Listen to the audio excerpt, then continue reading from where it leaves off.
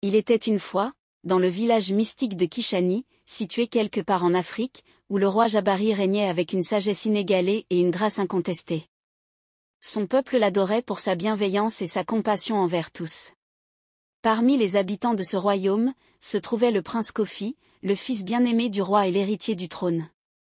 Malgré sa naissance royale, Kofi préférait une vie simple et humble, passant son temps à explorer les vastes terres agricoles entourant le village. Un jour, alors que Kofi explorait une ferme, un tragique accident survint.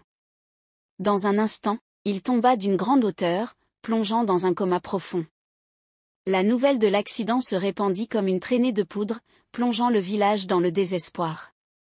Le roi Jabari, rempli d'inquiétude et de désespoir, convoqua tous les guérisseurs puissants du pays pour sauver son fils bien-aimé.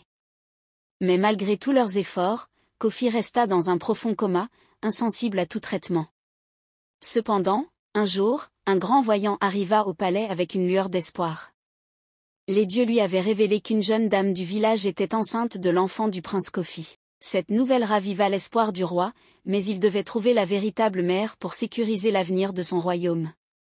Bientôt, presque toutes les dames du village prétendirent être enceintes de l'enfant du prince, mais seule une dame, Ashma, cachait secrètement sa grossesse, craignant de ne pas être crue en raison de son origine modeste. Ashma avait entretenu une relation secrète avec le prince Kofi et avait découvert sa grossesse peu de temps avant l'accident tragique. Le roi Jabari décida de soumettre les dames à une série de tests pour déterminer la légitimité de leurs affirmations.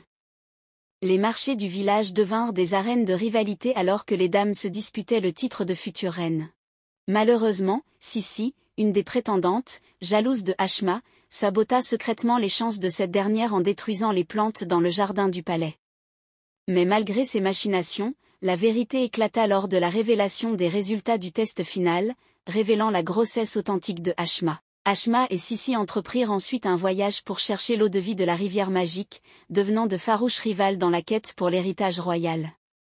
Au retour au palais, l'authenticité de l'eau-de-vie fut révélée lorsqu'Ashma, guidée par l'amour sincère, ramena miraculeusement le prince du seuil de la mort. Ainsi, Ashma fut couronnée princesse et future reine, épousant finalement le prince Kofi et régnant avec lui sur leur royaume avec amour et compassion.